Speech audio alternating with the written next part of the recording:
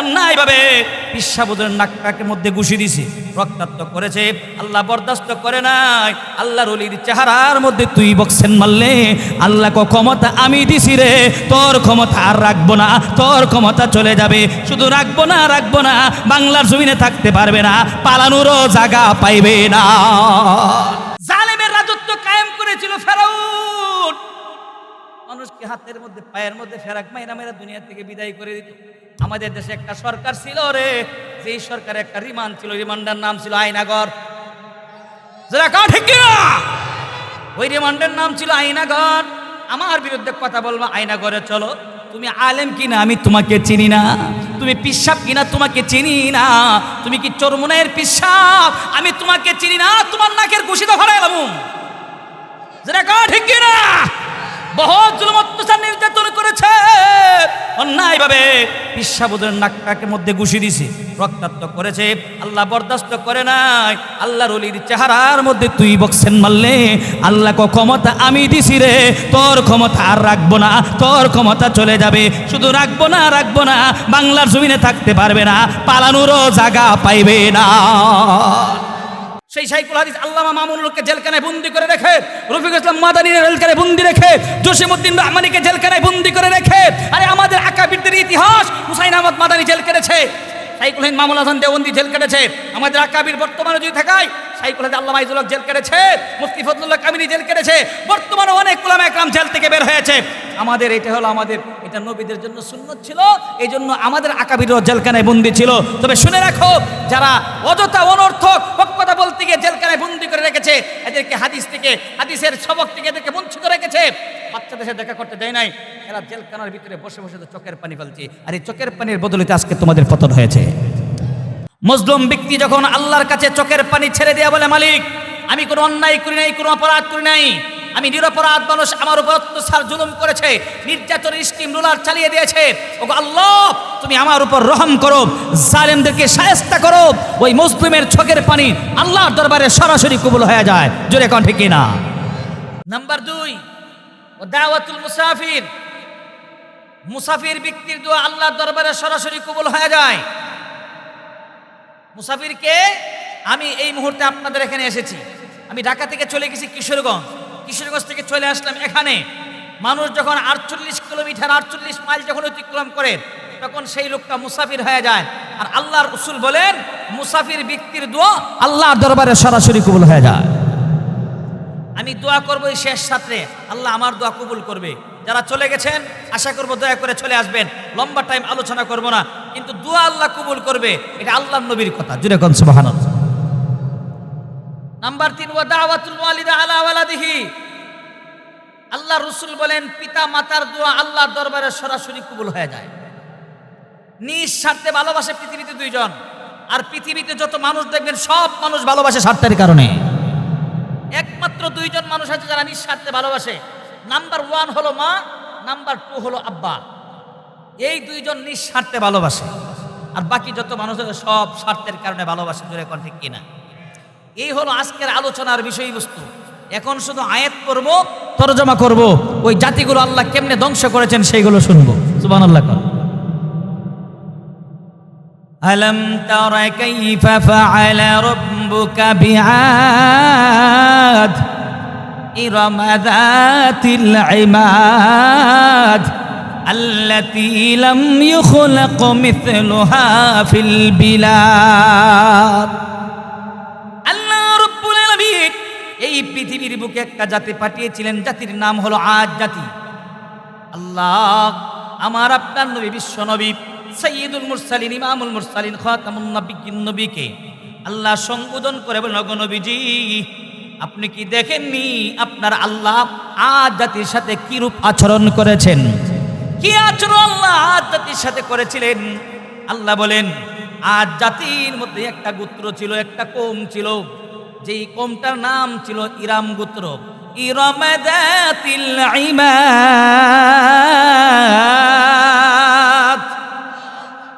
ওই আদ সম্প্রদায়ের ইরাম গোত্রের লোকেরা সুটাম দেহের অধিকারী ছিল, অনেক লম্বা লম্বা ছিল, অনেক শক্তি আল্লাহ তাদেরকে দিয়েছিলেন। এই শক্তির কারণে তাদের ভিতরে একটা অহংকার এসেছিল। এই অহংকারের কারণে তাদের চিন্তা চেতনা ছিল তাদেরকে কেউ ধ্বংস করতে পারবে না, এত শক্তি আল্লাহ তাদেরকে দিয়েছিলেন। আল্লাহ রব্বুল আলামিন বলেন, আজ জাতিরে আমি আল্লাহ তোমাদের কাছে আমি একজন পয়গম্বর পাঠাইলাম, পয়গম্বরের নাম হলো হযরত হুদ আলাইহিস সালাতু সালাম। আমার পয়গম্বর আমি পাঠাইলাম, তোমরা যদি আমার পয়গম্বরের কথা শোনো তাহলে আমার আল্লাহর রহমত তোমাদের উপর নাজিল হবে। আর যদি তোমরা আমার পয়গম্বর হুদ আলাইহিস সালাতু সালামের কথা যদি না শোনো তাহলে কিন্তু আমার আল্লাহর পক্ষ থেকে তোমাদের উপর আযাব এবং গজব নেমে আসবে। হুদ আলাইহিস সালাতু সালামের কথা আজ জাতি শুনে নাই, না শোনার কারণে আল্লাহ রব্বুল আলামিন তাদেরকে ধ্বংস করে দিয়েছিলেন। ধ্বংস করার একটা অস্ত্র আল্লাহ পাঠিয়েছিলেন। আল্লাহর কাছে অস্ত্র আছে কিনা নাই? আর একটু জোরে এখন আছে কিনা নাই? আল্লাহ রব্বুল আলামিনের কাছে অস্ত্র আছে, আমার আল্লাহ অস্ত্র পাঠিয়েছিলেন। এই অস্ত্রের নাম হলো তুফান। অস্ত্রের নাম কি? তুফান বুঝেননি আপনারা? এই অস্ত্রের নাম হলো তুফান। এমন তুফান আল্লাহ পাঠিয়েছিলেন যেই তুফানের মাধ্যমে আজ যদি তারা যে গর্ব করতো, যে অহংকার করেছিল, শক্তির বড়াই করেছিল, আল্লাহ তাদেরকে ধ্বংস করে দিয়েছিলেন তুফানের মাধ্যমে। আল্লাহ পারে কি পারে না? আর একটু জোরে এখন পারে কি পারে না? লম্বা আলোচনা করব না, শুধু এই জাতির আলোচনা করলেই কোরআন থেকে আলোচনা করব, ঘন্টার ঘন্টা চলবে। কিন্তু এলাকার মানুষ 11:30 পরে আর থাকে না, এই জন্য লম্বা আলোচনা করব না, শুধুমাত্র শিরোনামগুলো বলে যাব।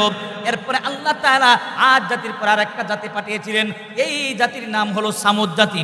ওয়াসামুদাল্লাযীনা জাবুস সখর বিল ওয়া,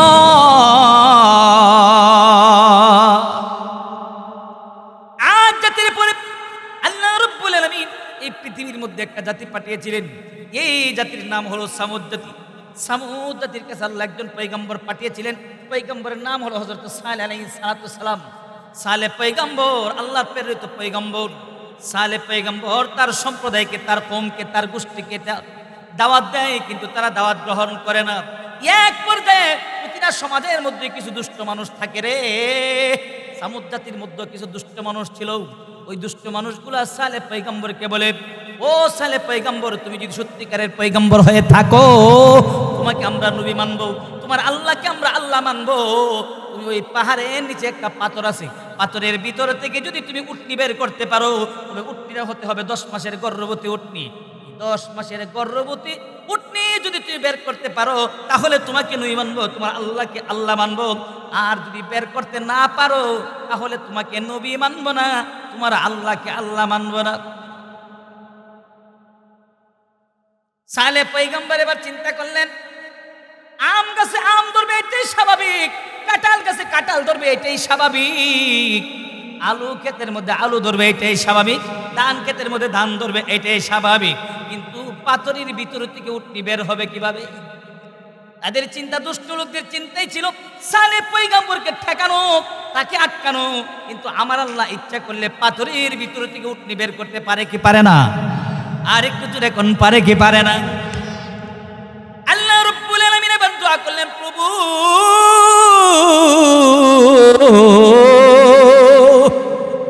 আমার এই কওম আমাকে মানে না, আল্লাহ গো তারা তোমাকে মানবে আমাকেও মানবে, যদি পাথরের ভিতর থেকে উটনি বের করে দাও। আল্লাহ পাথরের ভিতর থেকে উটনি বের হওয়া এটা সম্ভব না, কিন্তু আল্লাহ তুমি ইচ্ছা করলে পাথরের ভিতর থেকেও তো তুমি উটনি বের করতে পারো। আল্লাহ গো তুমি পাথরের ভিতর থেকে উটনিটা বের করে দাও, আমার এই কওম যেন তোমার প্রতি ঈমান আনে, আমি নবীর প্রতি ঈমান আনে। আরেকটু জোরে এখন না সুবহানাল্লাহ। সালেহ পয়গম্বর আল্লাহর কাছে দোয়া করলেন, আল্লাহ রাব্বুল আলামিন তার দোয়া কবুল করলেন। চিৎকার দিয়ে করেন না সুবহানাল্লাহ। সালেহ পয়গম্বর ওই পাহাড়ের নিচে গিয়ে পাথরের উপর আঘাত করলেন। যখন এই আঘাত করলেন, পাথরকে আঘাত করতে দেরি হয়েছে, পাথরের ভিতর থেকে আল্লাহ 10 মাসের গর্ভবতী উটনি বের করতে দেরি হয় না। উটনি দেখা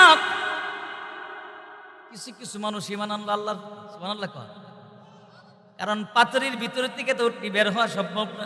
যেহেতু পাথরের ভিতর থেকে উটনি বের হয়ে গেল, এরপরে কিছু মানুষ এই দৃশ্য দেখে ঈমান আনলো।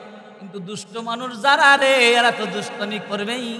তাদের চিন্তা চেতনা হলো না না না, সালেহ পয়গম্বরের প্রতি ঈমান আনা যাবে না, আর আল্লাহর প্রতি ঈমান আনা যাবে না। সালেহ পয়গম্বর বলে দিলেন, এই উটনি এটা পৃথিবীর অন্য অন্য উটনির মতো না, এটা আল্লাহর কুদরতি উটনি। কি উটনি? এটা আল্লাহর কুদরতি উটনি। এই উটনির উপর তোমরা কেউ আঘাত করবে না। যদি তোমরা এই উটনির উপর আঘাত করো তাহলে আমার আল্লাহর পক্ষ থেকে তোমাদের উপর আযাব এবং গজব নেমে আসবে। আল্লাহর আযাব এবং গজব নেমে আসবে।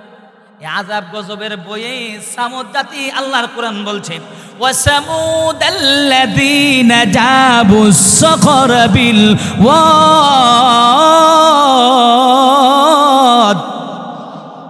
সামুদ জাতি পাহাড় কাইটা কাইটা, পাথর কাইটা কাইটা পাথরের ভিতরে ঘর বানিয়েছিল। কেন ঘর তারা বানিয়েছিল? তাদের চিন্তা চেতনা ছিল আমাদের আগের জাতি আদ জাতি তুফানের মাধ্যমে ধ্বংস হয়ে গেছে, আমরাও তো তুফানের মাধ্যমে ধ্বংস হয়ে যেতে পারি। সুতরাং পাহাড় কাইটা কাইটা পাহাড়ের ভিতরে গিয়ে ঘর বানাইছে যেন পাহাড়ের ভিতরে কোনো তুফান না ঢুকে। আল্লাহ বলে, সামুদ জাতি রে, আমি আল্লাহর কাছে শুধু তুফান না আরো অস্ত্র আছে কিনা নাই? আরেকটু জোরে করা আছে কিনা নাই? দুষ্ট লোকটা চিন্তা করলো, এই উটনির কারণে কিছু মানুষ আমাদের কাছ থেকে আমাদের বাপ দাদার ধর্ম ছাইরা সালেহ পয়গম্বরের প্রতি ঈমান আনছে, তারা আল্লাহর প্রতি ঈমান আনছে। যেই উটনি দেইকা এরা ঈমান আনছে ওই উটনিটাকে রাখা যাবে না। রাতের গভীরে অন্ধকারে উটনির উপর আঘাত শুরু করলেন। আঘাতে আঘাতে আল্লাহর কুদরতি উটনিটাকে মেরে ফেললেন। সালেহ পয়গম্বর বলেছিল, এই উটনি যদি তোমরা আঘাত করো, উটনিকে যদি তোমরা মারো, তাহলে কিন্তু আল্লাহর পক্ষ থেকে আযাব এবং গজব নেমে আসবে। যখন এই উটনির উপর আঘাত করলেন, আল্লাহর পক্ষ থেকে আল্লাহ আযাব পাঠায়া দিলেন। সুবহানাল্লাহ। প্রশ্ন আছে কিনা নাই? আরেকটু জোরে, সময় কিছু দেওয়ান যাইব, আর 5 মিনিট। বাবা বলে আর 1 ঘন্টা দিতাম। আমার ভাইরা ভালো করে বুঝবেন, আদ জাতিকে আল্লাহ ধ্বংস করার জন্য আল্লাহ পাঠিয়েছিলেন অস্ত্র, অস্ত্রের নাম হলো তুফান। আল্লাহ বলে, সামুদ জাতি রে, তুফানের বয়ে পাহাড় কাইটা কাইটা পাহাড়ের ভিতরে ঘর বানালে তুফানের মাধ্যমে যেন ধ্বংস না হস। আল্লাহ বলে, তোদেরকে ধ্বংস করার জন্য আমি আল্লাহ আরেকটা অস্ত্র রেখে দিয়েছি। এইটা আমি আল্লাহ আকাশ দিয়া পাঠাবো না রে, এইটা আমি মাটির নিচ দিয়া পাঠামু। এই অস্ত্রের নাম হলো ভূমিকম্প। আরেকটু জোরে কন্যা সুবহানাল্লাহ। আল্লাহ কো পাঠায় দিলাম ভূমিকম্প। এমন ভূমিকম্প আল্লাহ পাঠাইলেন, কোরআন বলছে, ওয়াসামুদাল্লাযীনা জাবুস সখর বিল ওয়াদ। এমন ভূমিকম্প আল্লাহ পাঠাইলেন, মাঝে মাঝে আমার দেশে ভূমিকম্প হয়, এখনো পৃথিবীর বিভিন্ন দেশে ভূমিকম্প হয়। কিন্তু আল্লাহ সালেহ পয়গম্বরের ওই জাতিকে ধ্বংস করার জন্য এমন ভূমিকম্প পাঠাইলেন, যেই ভূমিকম্পের মাধ্যমে আল্লাহ পাহাড় ধসিয়ে দিলেন। পাহাড়ের ভিতরে ঘর বানিয়েছিল যারা, পাহাড়ের ভিতরে সাফা পইরা সামুদ জাতি ধ্বংস হয়ে গেল। সে আল্লাহ এখনো আছে কিনা নাই? আরেকটু জোরে, এখন আছে কিনা নাই? এরপরে আল্লাহ আরেকটা জাতি পাঠাইলেন, ওয়া ফিরআউনা যিল আওতাদ আল্লাযীনা তাগাউ ফিল বিলাদ। এরপরে আল্লাহ রাব্বুল আলামিন পৃথিবীতে আরেকটা জাতি পাঠাইলেন। এই জাতির নাম হলো ফেরাউন জাতি। জাতির নাম কি? কোরআন থেকে বলছি, কোরআন থেকে আজে বাজে কোনো গল্প না, কোরআনটা সামনে নিয়ে কথা বলছি। আল্লাহ রাব্বুল আলামিন এরপরে পৃথিবীতে পাঠাইলেন ফেরাউন জাতি।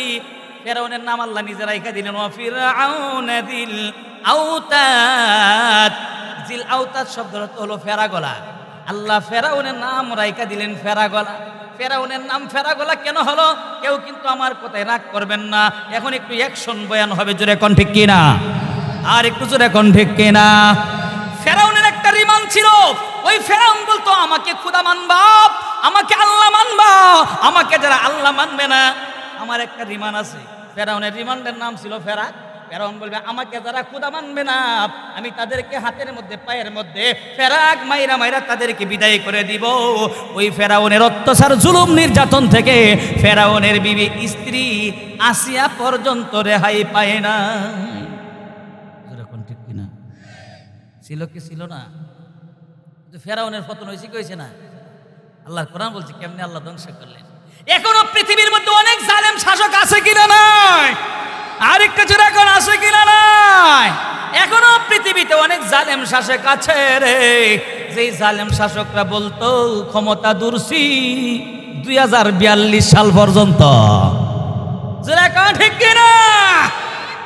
2042 সাল পর্যন্ত ক্ষমতা ধরেছি, এই ক্ষমতা আর ছাড়ব না। আল্লাহ কেন নবীজির কাছে কোরআনের আয়াতগুলো নাজিল করলেন? নাজিল কইলা বলে দিলেন, নবী গো, আপনার পূর্ব পৃথিবীতে কিছু জালেম ছিল, ওই জালেমরা মানুষের উপর অত্যাচার জুলুম নির্যাতন করত, আমি আল্লাহ এদেরকে ধ্বংস করে দিয়েছি ক্ষমতার কারণে। এরা বড়ই বাহাদুরি করছে। আমি আল্লাহ এই জমানায় যত জালেম আছে তাদেরকে ধ্বংস করতে আমি আল্লাহর একটা সেকেন্ড সময়ও লাগবে না। লাগবো বাগজিনি একটু আসতে কর, জোরে কর। যারা কনা এরা কিন্তু এই দল, জোরে কর ঠিক না? এই কষ্ট পাইতেছে কাটা কাটা দিয়ে হাত তুলে তো, এই যারা কষ্ট পাই তারা স্বৈরাচারের দল। জোরে কর ঠিক না? আর একটু জোরে কর ঠিক না? আমার ভাইরা ভালো করে বুঝবেন, ক্ষমতা কার কাছে? তাবারাকাল্লাযী বিয়াদিহিল মুলক ওয়া হুয়া আলা কুল্লি শাইইন কাদির আল্লাযী খালাকাল মাউতা ওয়াল হায়াতা লিয়াবলুয়াকুম আইয়ুকুম আহসানু আমালা।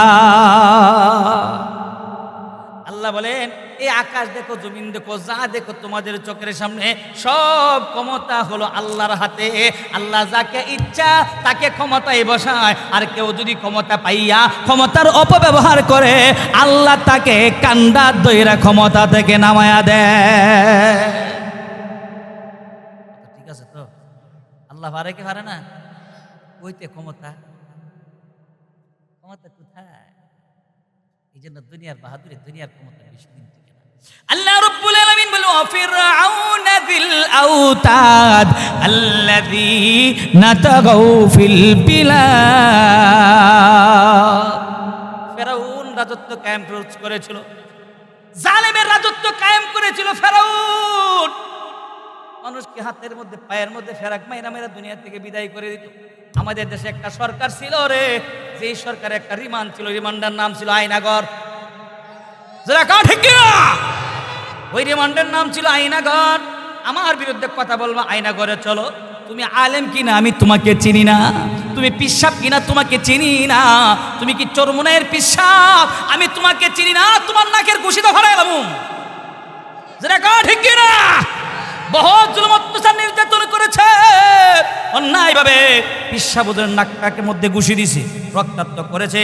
আল্লাহ বরদাস্ত করে নাই। আল্লাহর ওলির চেহারার মধ্যে তুই বক্সেন মারলে আল্লাহ ক্ষমতা আমি দিছি রে, তোর ক্ষমতা আর রাখবো না, তোর ক্ষমতা চলে যাবে। শুধু রাখবো না, বাংলার জমিনে থাকতে পারবে না, পালানোরও জায়গা পাইবে না। আর খুচরে কোন কই আছে? দিল্লি যাদের বাবার বাড়ি, দেশ ছেড়ে যাও তাড়াতাড়ি। ঠিক কিনা? দিল্লি যাদের বাবার বাড়ি, দেশ ছেড়ে যাও তাড়াতাড়ি। মোদি যাদের বাবার বাড়ি, দেশ ছেড়ে যাও তাড়াতাড়ি। যেরকম ঠিক কিনা? পৃথিবীর কোথাও গিয়ে কোনো জায়গা হয় না, জায়গা পাইছে একটা জায়গা, জায়গাটার নাম হইল ভারতের দিল্লি। যেরকম ঠিক কিনা?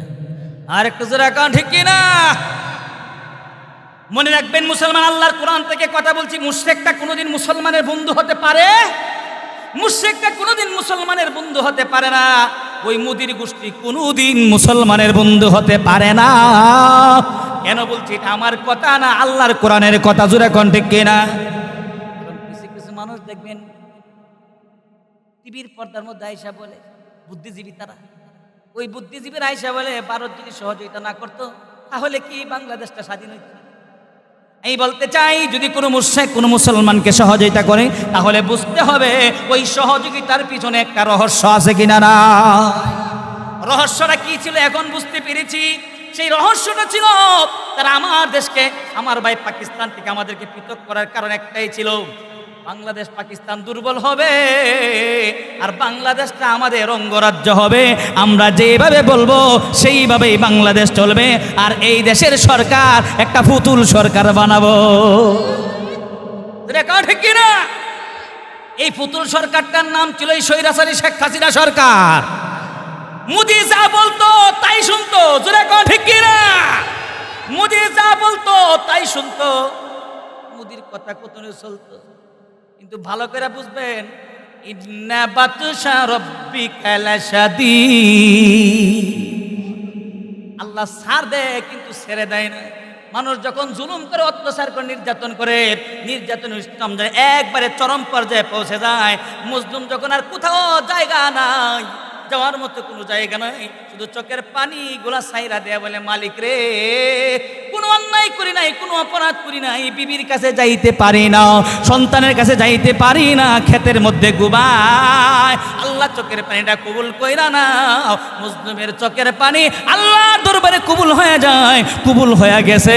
যাদেরকে সেনা প্রধান বানাইছে তারাই বলে সময় নাই, 40 মিনিট টাইম আছে। আরেকটু জোরে, কয় মিনিট? আচ্ছা, মনটা খারাপ, আপনি মনটা খারাপ হলে ওয়াজ ছেড়ে দেন। আমি মন খারাপ মানুষ দেখতে পারি না। বল শুনতেছে, হ্যাঁ ঠিক আছে, মন খারাপ থাকলে হবে? আমরা বাস্তব সত্য কথাগুলো বলবো। জোরে কোন ঠিক কিনা? আর একটু জোরে কোন ঠিক কিনা? তবে এখন আর আমরা এই সুর, বাটপার, ডাকাত, সন্ত্রাস, যারা জনগণের টাকা লুটতরাজ করে ওই কানাডায় গিয়ে বাড়ি করছে 5টা 7টা 10টা, এই ধরনের চুর বাটপার আমরা বাংলাদেশের এই ক্ষমতার মধ্যে দেখতে চাই না। জোরে কোন ঠিক কিনা? আর একটু জোরে কোন ঠিক কিনা? ভালো করে বুঝবেন, ফেরাউন রাজত্ব কায়েম করেছিল, জালেমের রাজত্ব কায়েম করেছিল। আল্লাহ বলে, ফেরাউন রে, তোর এই রাজত্ব শেষ হয়ে যাবে। আল্লাহ ফেরাউনের রাজত্ব শেষ করে দিলেন। আলহামদুলিল্লাহ করুন। মুরব্বী চাচারা গেছেন, আমি জানি তো এলাকা মানুষ 11:30 ঘরে থাকে না, মানে আবার আইতেছে। আলহামদুলিল্লাহ কইতেন না? আর একটু জোরে করেন না আলহামদুলিল্লাহ। আর এই রাত্রে যদি আমি ঠান্ডা ওয়াজ করি, জান্নাত আর জাহান্নামে বয়ান করি, তবু নুরি সাহেব আপনি পয়সা থাকেন আমরা জায়গা। এখন বয়ান হতে হবে গরম বয়ান। জোরে কোন ঠিক কিনা? আর একটু জোরে কোন ঠিক কিনা? এখন বর্তমান বাংলাদেশটা গরম করে দিয়েছে আমার দেশে। ও কারা গরম করেছে? ও হিন্দুদের মধ্যে একটা উগ্রবাদী দল আছে, এই দলের নাম হলো ইসকন। জোরে কোন ঠিক কিনা? এই সন্ত্রাসীরা আমার দেশটাকে আজকে গরম করে দিয়েছে। ইসকনদের জায়গা বাংলাদেশে হবে না। জোরে কোন ঠিক কিনা? এই মাটি এদের জন্য নয়, ইসকনদের জন্য নয়।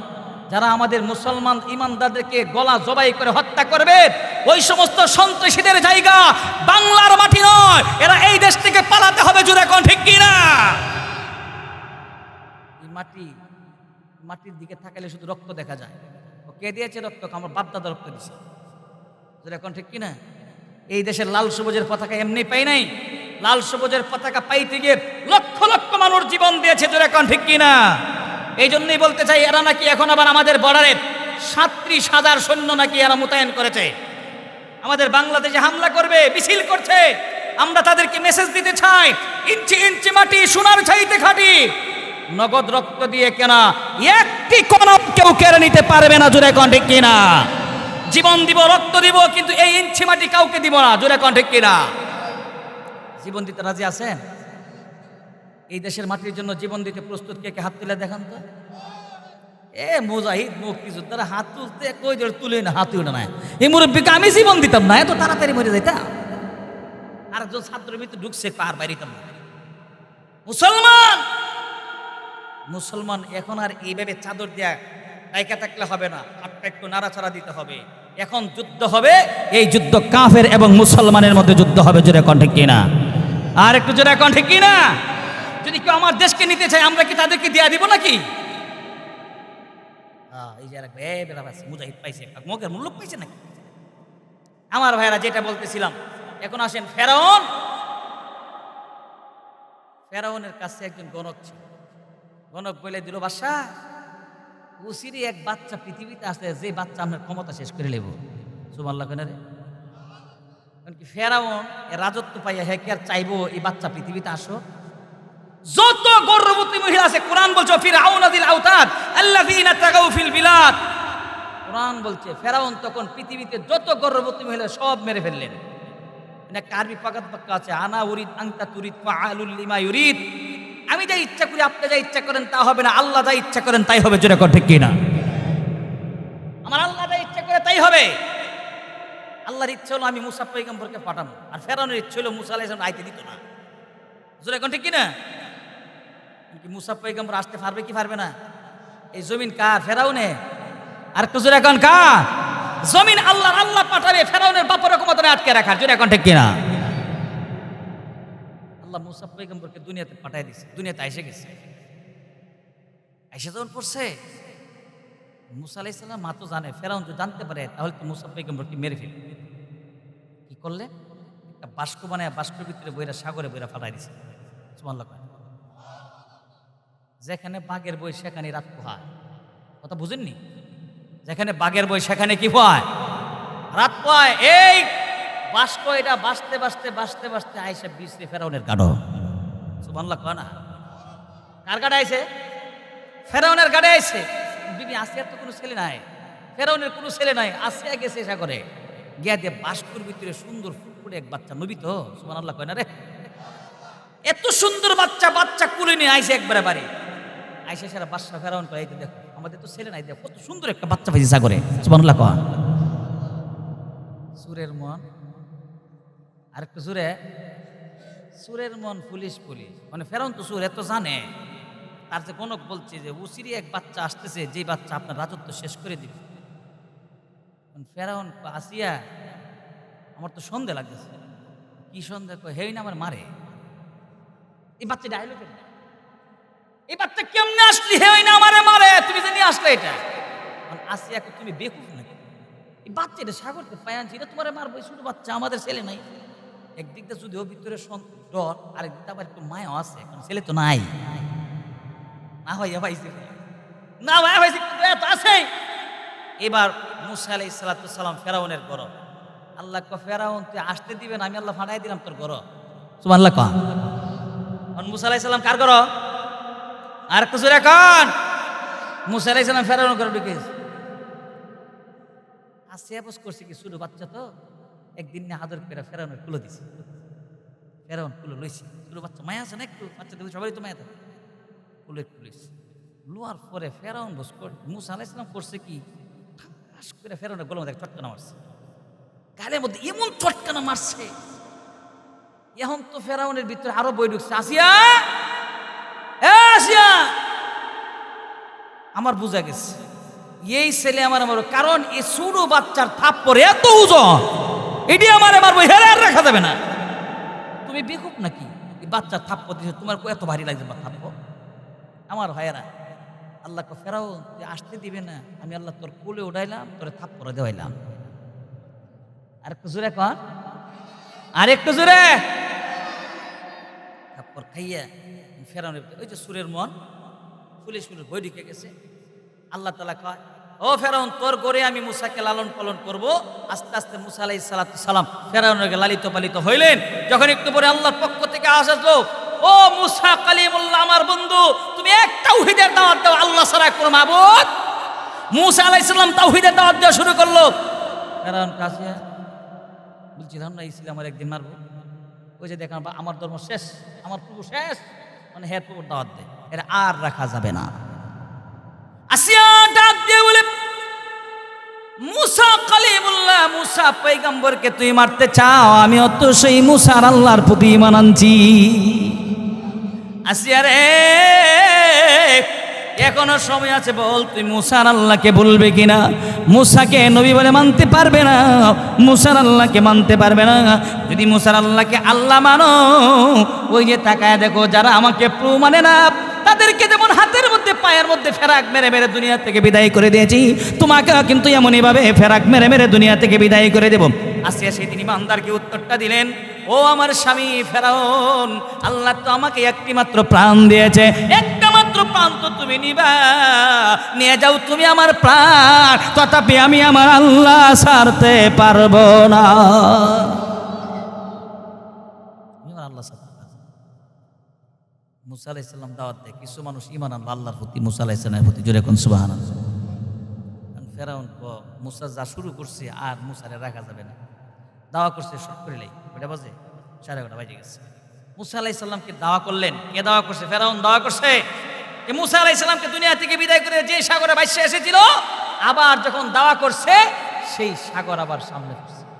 এখন মুসা আলাইহিস সালাম কেমনে বাঁচবে ফেরাউনের কাছে? কিভাবে বাঁচবে? সাগর সামনে পড়ছে। মুসা আলাইহিস সালামকে আল্লাহ, ফেরাউন পিছন দিকে দাওয়া করছে, এখন সামনে সাগর। আল্লাহ তুমি আমাদেরকে রহম করো, আমাদেরকে বাঁচাও। আল্লাহ বলেন, মুসা তোমার হাতে কি? আল্লাহ, আমার হাতে লাঠি। আমার শ্বশুরের হাত থেকে পাইছি শুয়াইব আলাইহিস সালামকে। আর হাত থেকে পাইছে? শুয়াইব আলাইহিস সালামের হাত থেকে লাঠিটা পাইছি। তোমার হাতে লাঠি, তেল আর দেরি করছে কেন? লাঠি তারা সাগরে আঘাত করো। জোরে কন্যা সুবহানাল্লাহ। মুসা আলাইহিস সালাম তাফসীরের মধ্যে আসছে, মুসা আলাইহিস সালাম সাগরের মধ্যে আঘাত করতে দেরি হলো। লাঠি দ্বারা যখন আঘাত করলেন, লাঠিটা ছিল মুসা আলাইহিস সালামের মুজিজা। এই মুজিজা দিয়া যখন আঘাত করলেন, আমরা ইতিহাস শুনেছি লাঠি সাপ হয়ে গেছে, কিন্তু এই লাঠি দ্বারা মুসা পয়গম্বর সাগরে আঘাত করলেন। আঘাত করতে দেরি হলো। কোরআনের তাফসীরে আসছে একটা নয় দুইটা নয়, আল্লাহ রাব্বুল আলামিন সাগরের মধ্যখানে একাধিক রাস্তা করে দিলেন। জোরে কোন সুবহানাল্লাহ। রাস্তা যখন হয়ে গেল, মুসা আলাইহিস সালাম ওই সাগরের মধ্য দিয়ে পার হয়ে গেলেন। জোরে কোন সুবহানাল্লাহ। ফেরাউন এসে উপস্থিত।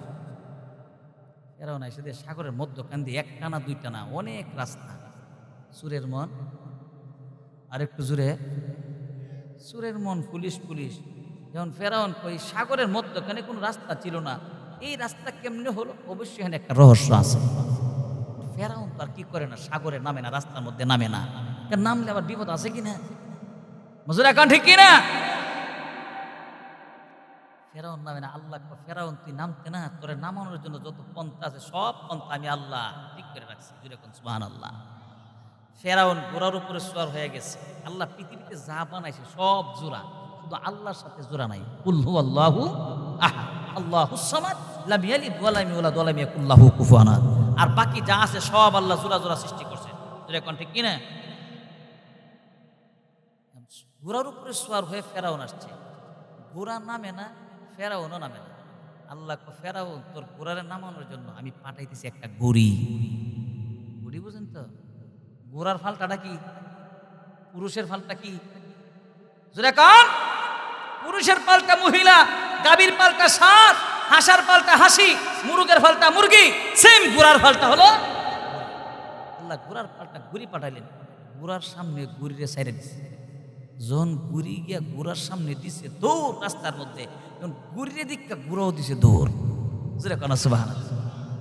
ঘুরিয়ে দিকা ঘোড়া যখন দৌড় দিলেন, যেই ঘোড়ার উপর সওয়ার হয়ে ফেরাউন এসেছে, ওই ঘোড়া যখন ঘুরি দিকা দৌড় দিয়েছে, এখন দিছে লিডারও দৌড়। এখন পিছনে যত কর্মী আছে সব দিছে লিডারের সাথে সাথে দৌড়। জোরে কোন ঠিক কিনা? বাংলাদেশের রাজনীতি করে রে নেতারা, আমি আছি এসির ভিতরে, পূর্বী সব নাই মাজাল। যেটা এখন ঠিক কিনা? রাজনীতি করব, কার রাজনীতি করব? যেই নেতা আগে নিজে রাস্তায় নামে, যেই নেতার নাক দিয়ে আগে রক্ত ঝরে, ওই নেতার পিছনে ঘুরলে দুনিয়া তো লাভ আছে, আখেরাত তো লাভ আছে কিনা না? আমার ভাইয়েরা কি করলেন? ফেরাউনের ঘোড়াজোর নেমে গেছে গা। ফেরাও তো নামছে, তার পিছনে যা সব নামছে। সাগরের মধ্যখানে সব চলে গেছে। সাগর কথা শুনে কার? আর একটু জোরে কোন? সাগর কথা শুনে আল্লাহ, সব কিছু আল্লাহর কথা শুনে, কিন্তু কিছু মানুষ আছে রে আল্লাহর কথা শুনে না। জোরে কোন ঠিক কিনা? আল্লাহ তখন বললেন, সাগর ফায়াকুন, এ সাগর তুমি যেমন ছিলে রে সাগর, তুমি তেমন হয়ে যাও। আল্লাহ সাগরকে অর্ডার করতে দেরি হলো।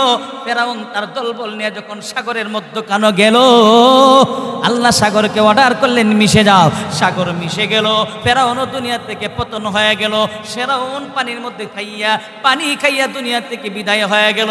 কিন্তু এখনো ফেরাউন আছে কিনা নাই? মারা গেল হাজার হাজার বছর আগে। আল্লাহ এখনো ফেরাউনরে রাইখা দিছে। ও কোন জায়গার মধ্যে আছে?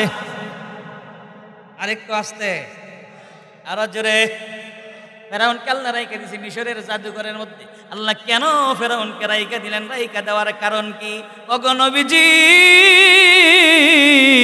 আপনি পৃথিবীতে আসার আগে অনেক জালেম ছিল, ইমানদার মুমিন বান্দা বান্দির উপর জুলুম করছে, অত্যাচার করছে, নবীদের উপর জুলুম করছে, অত্যাচার করছে। আমি আল্লাহ এদেরকে পানির মধ্যে পানি দা সুবাইয়া মারছি, এদেরকে আমি আল্লাহ সারি নাই, এদেরকে আমি আল্লাহ এখনো অক্ষত রেখে দিয়েছি। মানুষের লাশ 40 দিন, 1 মাস 2 মাস পরে আর খুঁজে পাওয়া যায় না, 1 বছর পরে গিয়ে হাড্ডিও পাওয়া যায় না।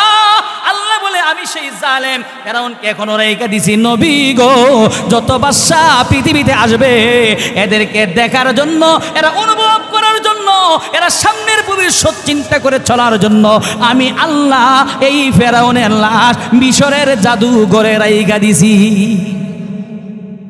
এরগুলা রাইখা দেওয়ার পরও আমাদের দেশে কিছু জালেমরা এটা বুঝে না, ঠিক কিনা?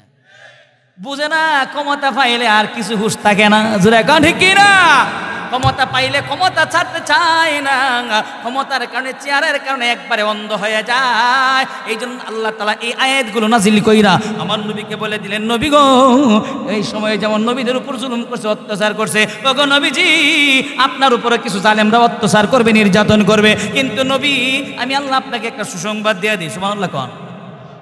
إذا جاء نصر الله والفتح ورأيت الناس يدخلون في دين الله أفواجا فسبح بحمد ربك واستغفره إنه كان توابا।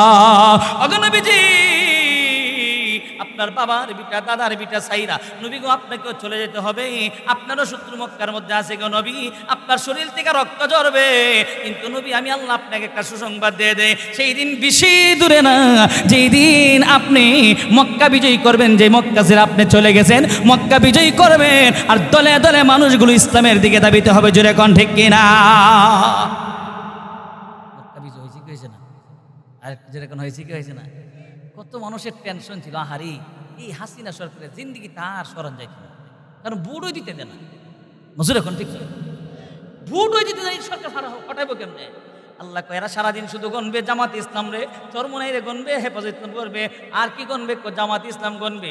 আর আল্লাহ কয় একটারে দিয়ে পতন ঘটাবো না, এমন লোক তৈরি কইরা দিমু যেইটা নিয়ে তুই চিন্তাই করবে না, আমি ছাত্রদেরকে নামায়া দিলাম। যেটা কারণ ঠিক কিনা? ও কেমনে তোর পতন ঘটাবো? তোর পালিত কিছু সাংবাদিক একাত্তরে সাংবাদিক করে প্রশ্ন করবে, এরা দি কোরআনী আন্দোলন করতেছে, শাহবাগে কি আন্দোলন করে? এদের কোটাটা দেয়া দিলেই তো হয়। শেখ হাসিনা তখন কি বলেছিল? কোটা কি আমি রাজাকারের ছেলে মেয়েদেরকে দিব, মুক্তিযোদ্ধার ছেলে মেয়েকে দিও না, আমি রাজাকারের ছেলে মেয়েদেরকে দিব। সেই দিন সব ছেলে মেয়ে বিশ্ববিদ্যালয়ে নামে গেল, আমি কে তুমি কে, রাজাকার রাজাকার, একটা স্লোগানের মাধ্যমে শেখ হাসিনা দেশ থেকে পালায়া দিল্লি চলে গেল। ঠিক কিনা? অনেক মানুষ কষ্ট হয়েছে, কিন্তু কষ্ট পেলে কিছু করার নাই, যেটা হক কথা বলতে হবে, যেটা ঠিক কিনা? এই কথাগুলো যদি 3 মাস আগে বলতাম, নুরি 1 নম্বর মামলা খায় জেলখানায় আয়না করে থাকতো। ঠিক কিনা? কথাগুলো কেন বলছি? এই ওয়াজগুলো আমি করতাম না আজকে। আমার আগে যিনি বয়ান করে গেছে, কয়েক মিনিট কথা বলে গেছে, একজন চেয়ারম্যান, আরেকজন লোক কথা বলে গেছে, তারা বলছে উলামা একরাম আজকে স্বাধীনভাবে কথা বলবেন। আরে ভাই, বিগত বছরও স্বাধীনভাবে কথা বলতে পারি নাই, মাইকটা কাইরে নেই। এখন ঠিক কিনা? আজকে যদি থাকো, ক্ষমতা থাকলে আসো, কথা বলছি তোমার নেত্রীর বিরুদ্ধে, এমন নেত্রী তুমি সাপোর্ট করো যেই নেত্রী কর্মীকে সব ফালাতে নিজে বাইকা চলে যাও। এখন ঠিক কিনা? পারলে এখন বাধা দাও, কারণ ক্ষমতা চিরস্থায়ী না। ক্ষমতা কার কাছে? আর একটু জোরে এখন, কার কাছে? ক্ষমতা আল্লাহর কাছে। সুতরাং আল্লাহ যদি ক্ষমতা দেয়, তাহলে ক্ষমতার অপব্যবহার কখনোই করতে নাই। জোরে এখন ঠিক কিনা? আয়াতগুলো পড়ছিলাম, আয়াতের তরজমাটা শেষ করলাম, সংক্ষেপে তাফসীর শেষ করলাম। এই তাফসীর করলে কয়েক ঘন্টার প্রয়োজন। হাদিসটা নিয়েছিলাম, হাদিসের তরজমাটা করে শেষ করে দিচ্ছি। ওই ব্যক্তি তো আল্লাহর কাছে সরাসরি কবুল। আরেকটু আস্তে, আরেকটু জোরে। 3 ব্যক্তি তো আল্লাহর দরবারে সরাসরি কবুল। নাম্বার 1, দাওয়াতুল মাজলুম। নির্যাতিত, নিপীড়িত, অত্যাচারিত মুসলিম ব্যক্তির চোখের পানি কোনোদিন বিতা যায় না। এরা ভেবেছিল যারা আমাদের বিরুদ্ধে কথা বলবে, সে আলেম হোক, শাইখুল হাদিস, তাদেরকে জেলখানায় বন্দি করে রাখবো। আমরা তাদেরকে মেসেজ দিতে চাই, সেই শাইখুল হাদিস আল্লামা মামুনুলকে জেলখানায় বন্দি করে রেখে, রফিকুল ইসলাম মাদানীকে জেলখানায় বন্দি রেখে, জসিমউদ্দিন রহমানীকে জেলখানায় বন্দি করে রেখে, আরে আমাদের আকাবিরদের ইতিহাস হুসাইন আহমদ মাদানী জেল কেটেছে, শাইখুল হিন্দ মামুন হাসান দেওবন্দি জেল কেটেছে, আমাদের আকাবির বর্তমানে যদি থাকায় শাইখুল হাদিস আল্লামা ইজুল হক জেল কেটেছে, মুফতি ফজলুল্লাহ কামিনী জেল কেটেছে, বর্তমানে অনেক উলামা একরাম জেল থেকে বের হয়েছে। আমাদের এটা হলো এটা নবীদের জন্য সুন্নত ছিল, এই জন্য আমাদের আকাবিরও জেলখানায় বন্দী ছিল। তবে শুনে রাখো, যারা অযথা অনর্থক কথা বলতে গিয়ে জেলখানায় বন্দী করে রেখেছে, এদেরকে হাদিসের সবক থেকে এদেরকে বঞ্চিত রেখেছে, বাচ্চাদের সাথে দেখা করতে দেয় নাই, এরা জেলখানার ভিতরে বসে বসে চোখের পানি ফেলছে, আর এই চোখের পানির বদলিতে আজকে তোমাদের পতন হয়েছে। সেরকম ঠিক কিনা? এই জন্য আলেমদের সাথে বেয়াদবি করা যাবে করতে পারবেন আপনি মুসলিম ইমাম সাহেবের সাথে গিয়ে ঠাস করে বলে, ওই ইমাম সাহেব বাদ কই, সেরকম ঠিক কিনা? ঠিক বলে, চিন্তা করছেন ইমাম সাহেবের সাথে কথা বলে, এই ইমাম সাহেব 5 মিনিট দেরি হয়ে গেল, আজান দিলেন না কেন? আপনি তাকে দবক দিয়ে কথা বলছেন, সে কে জানেন? সে নাইবে রাসূল, সে নাইবে রাসূল। এটা আমার কথা না, আল্লাহর নবীর কথা। উলামা ওয়ারাসাতুল আম্বিয়া। আবার বলেন না যে আমরা ইমাম সাহেব কিছু শিখাই দিছি। না না না, আপনাদের ইমাম সাহেব কিছু শিখাই দেয় নাই। বলে আলেমদের সাথে কখনোই বেয়াদবি করবে না, যারাই বেয়াদবি করবে তাদের দুনিয়া ধ্বংস হবে, আখিরাত ধ্বংস হবে। যেরকম ঠিক কিনা? বেয়াদবি করবে না আলেমদের সাথে। এই পীর সাহেব চরমনের সাথে বেয়াদবি করেছে, এই ফলাফলটা পাইছে। যেরকম ঠিক কিনা? ভালো করে বুঝে নেবেন, তাহলে আলেমদের সাথে মজলুমের চোখের পানি আল্লাহর দরবারে কবুল হয়ে যায়। নাম্বার 2, দাওয়াতুল মুসাফির। আল্লাহর দেওয়া জান, আল্লাহর দেওয়া মাল, আল্লাহর দেওয়া সময় নিয়ে যারা আল্লাহর রাস্তায় বের হয়, উদ্দেশ্য একটাই থাকে, আল্লাহর জমিনে আল্লাহর দ্বীন কায়েম হবে, তাওহীদ কায়েম হবে। এই উদ্দেশ্যে যারা ঘর থেকে বের হয়, তাদের দোয়া আল্লাহর দরবারে সরাসরি কবুল হয়ে যায়। 3 নম্বর হলো দাওয়াতুল ওয়ালিদা আলা ওয়ালাদিহি। নিঃস্বার্থে ভালোবাসে দুইজন, একজন হলো মা, আরেকজন হলো বাবা। বাবা মার দোয়া আল্লাহর দরবারে সরাসরি কবুল হয়ে যায়। যে কথাগুলো বললাম আর লম্বা টাইম নিব না। আল্লাহ আমাদেরকে 3 ব্যক্তির দোয়া নেওয়ার মতো তৌফিক দান করে, যখন আমিন। আর কখনোই জীবনে কোনোদিন, যতদিন দুনিয়াতে থাকবেন, কখনোই জালেমের কাছে মাথা নত করব, যদি ফাঁসির কাছে ঝুলতে হয় তারপরেও মাথা নত করব না। ঈমান নিয়ে যাব, সব আছে, নামাজ পড়েন, রোজা রাখেন, হজ করেন, যাকাত দেন, ঈমান নাই, জান্নাতে যাবেন? কখনই জান্নাতে যাবেন না, ঈমান নাই। এই জন্য ঈমান হলো একটা মূল্যবান জিনিস, এটাকে হারানো যাবে না। জোরে কোন ঠিক কিনা? যে কথাগুলো বলেছি, আল্লাহ আমাদেরকে আমল করার তৌফিক দান করুন।